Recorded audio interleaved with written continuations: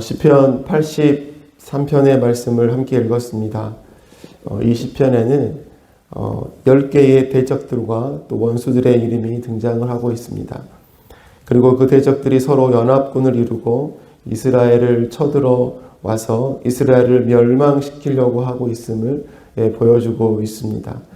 그러나 역사적으로 볼 때 이러한 10개의 나라들이 서로 연합하여서 이스라엘을 쳐들어 온 것에 대한 기록을 우리는 찾아볼 수가 없습니다.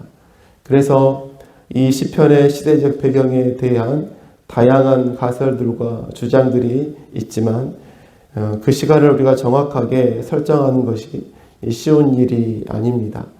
네, 그럼에도 불구하고 우리는 이 시인의 마음을 우리 말씀을 통해서 우리 충분히 헤아리고 알 수 있습니다. 수많은 대적들과 그 원수 앞에 애통하고 있는 시인의 마음을 말씀이 너무나 잘 보여주고 있기 때문이죠. 특별히 자신에게 쳐들어오는 연합군들을 바라보며 침묵하고 계신 하나님에 대해서, 그리고 그 원수들의 그런 동맹함들을 바라보면서 애통해하고 있는 시인의 모습을 볼 수가 있습니다. 그리고 그러한 상황을 바라보면서 시인은 주님께 이 공의로운 심판을 해 주시기를 구하고 있는 것이죠.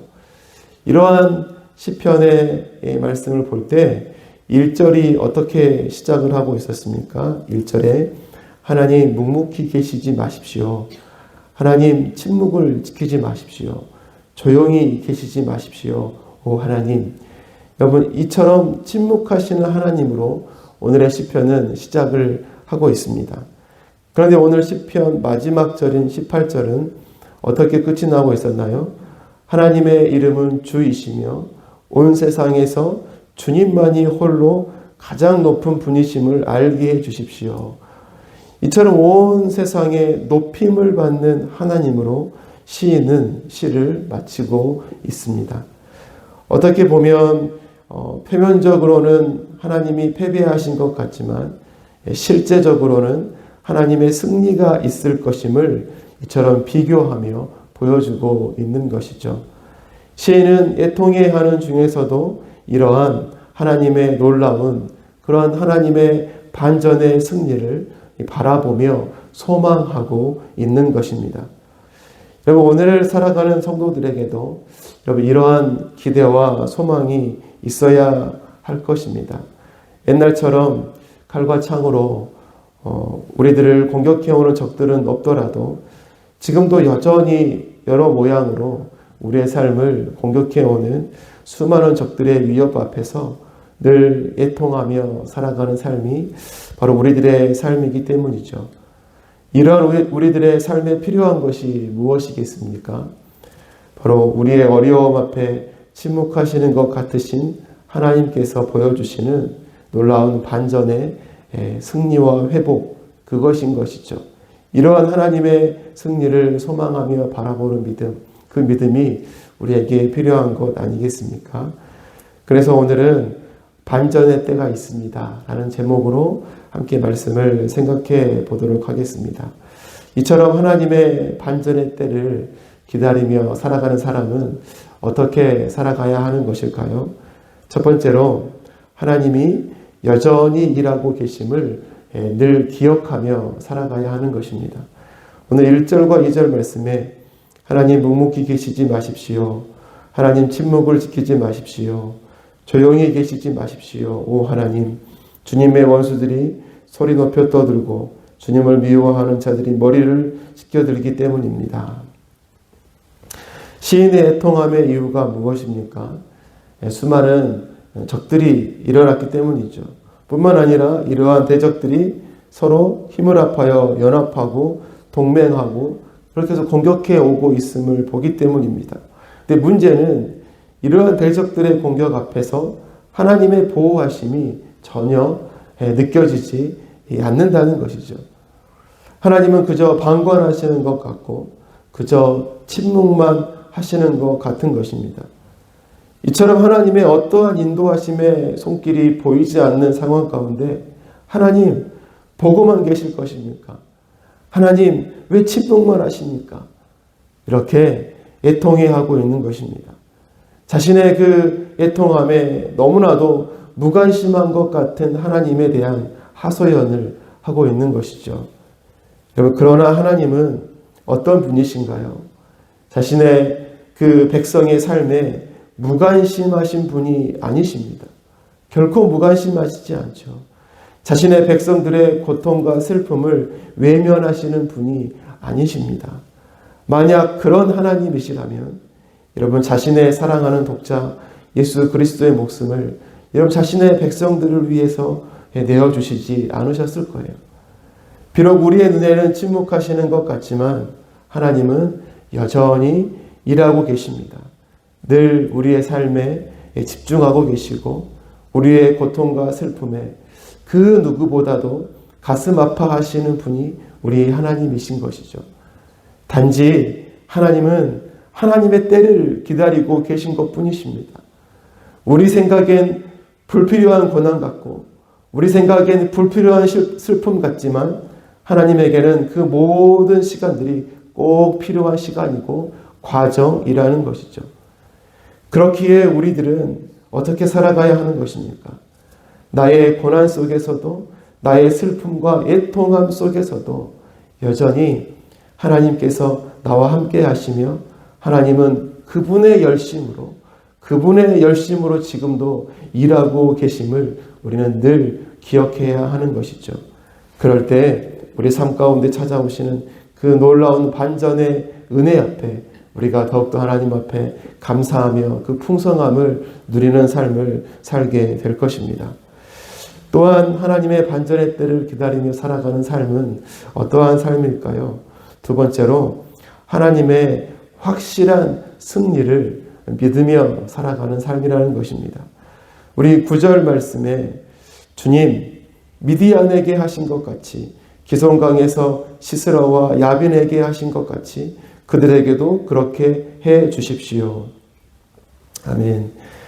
답답하고 적막한 여러분 상황 속에서 시인은 하나님의 확실한 승리를 여러분 신뢰하고 있습니다.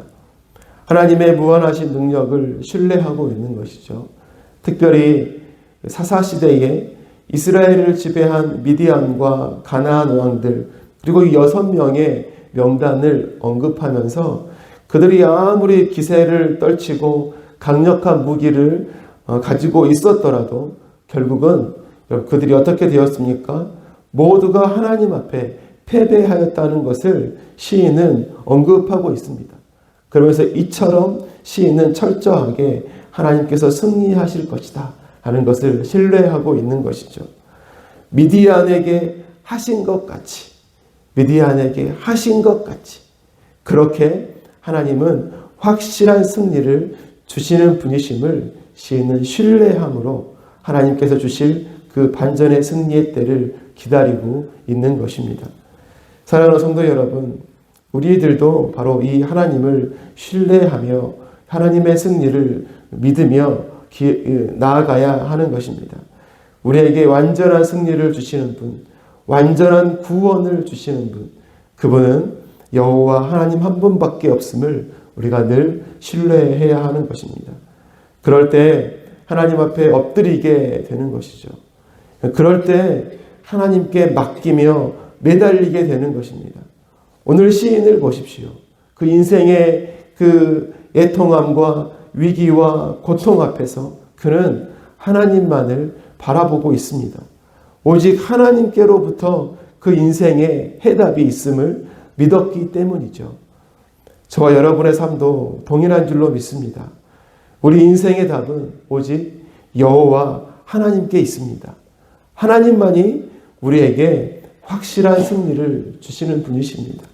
이 사실을 믿고 하나님께 엎드릴 때에 우리의 삶 속에 역사하시는 그 하나님의 손길, 그 반전의 은혜를 우리가 누리게 될 줄로 믿습니다.